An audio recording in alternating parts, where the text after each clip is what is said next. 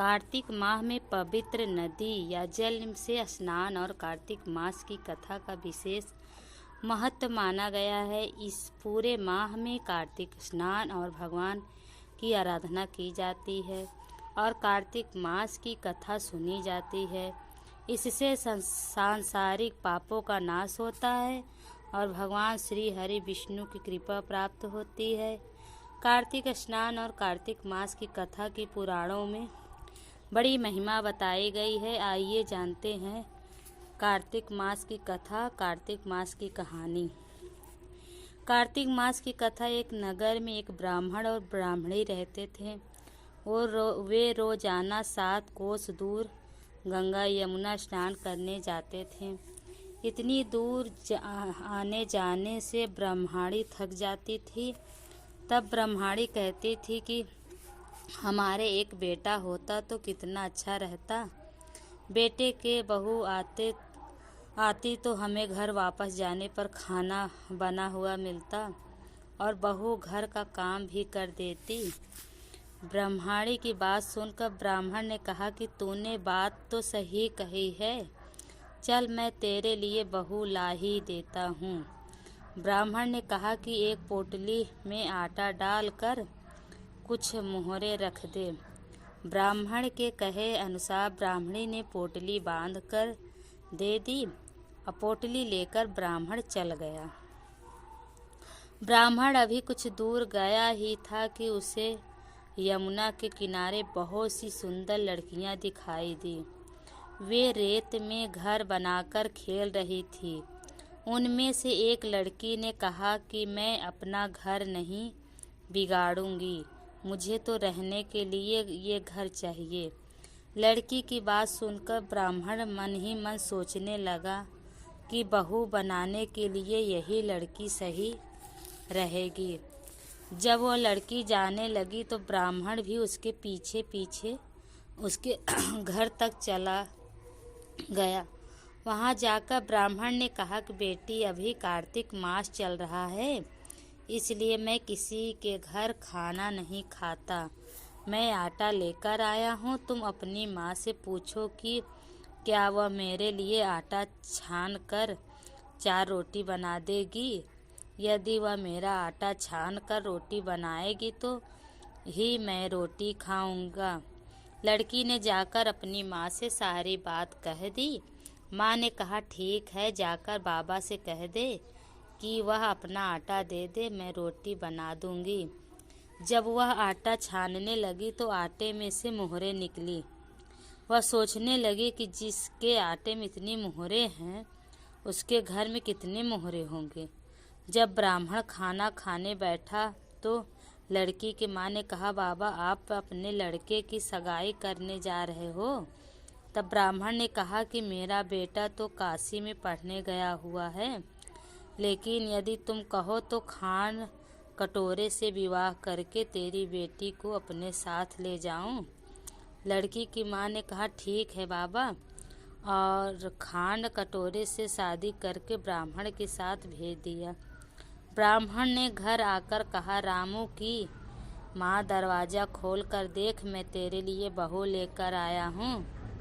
ब्राह्मणी बोली, दुनिया ताने मारती थी, अब आप भी मारने लगे हैं। हमारे तो 7 जन्म तक कोई बेटा बेटी नहीं है, तो बहू कहाँ से आएगी। ब्राह्मण ने कहा कि तू दरवाज़ा खोल कर तो देख। जब ब्राह्मणी ने दरवाज़ा खोला तो सामने बहू को खड़ी देखा। उसने बहू का स्वागत किया और आदर सत्कार से अंदर ले गई। अब ब्राह्मण स्नान करने जाते तो बहू घर का सारा काम करके खाना बनाकर रखती। वह अब उनके कपड़े धोती और रात को पैर भी दबाती। इस तरह काफ़ी समय बीत गया।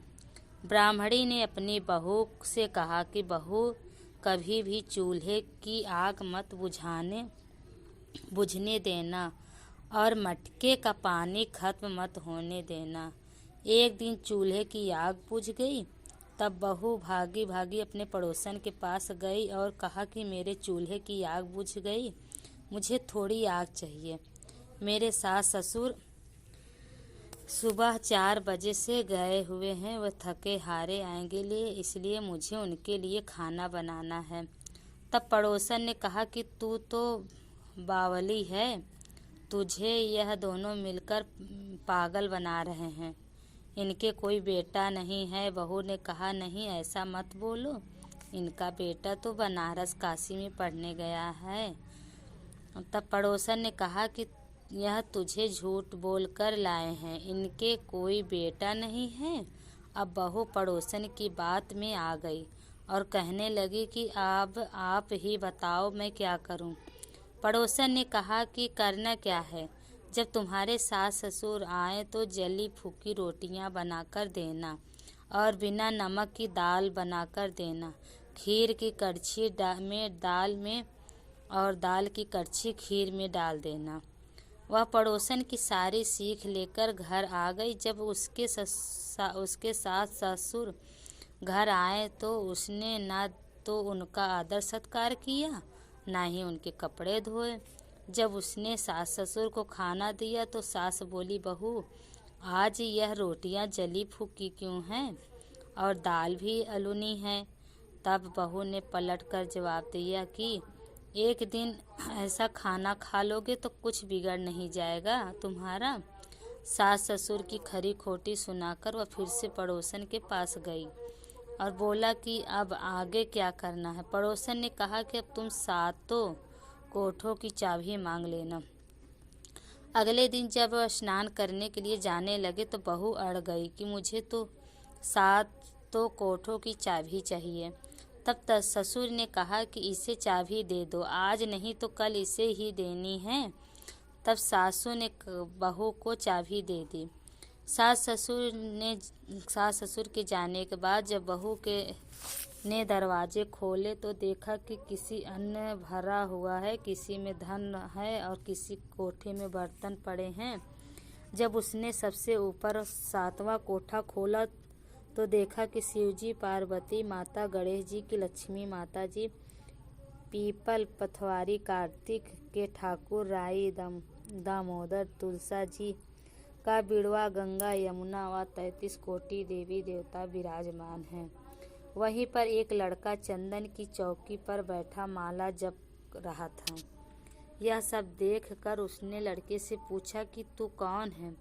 तब लड़का बोला कि मैं तेरा पति हूँ, अभी दरवाज़ा बंद कर दे, जब मेरे माता पिता आएंगे तब दरवाज़ा खोलना।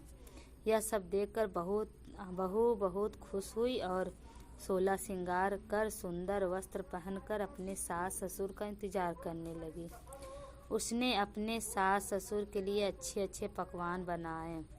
जब उसके सास ससुर घर पर आए तो उसने उनका आदर सत्कार किया और प्रेम पूर्वक खाना खिलाया और पैर भी दबाने लगी। पैर दबाते दबाते बहू ने कहा कि माँ, आप इतनी दूर गंगा यमुना स्नान करने के लिए जाती हो तो आप थक जाती हो, इसलिए आप घर पर ही स्नान क्यों नहीं करती। यह सुन सास कहने लगी कि बेटी, गंगा यमुना घर पर तो नहीं बहती। तब उसने कहा कि हाँ माँ जी, बहती है, चलो मैं आपको दिखाती हूँ।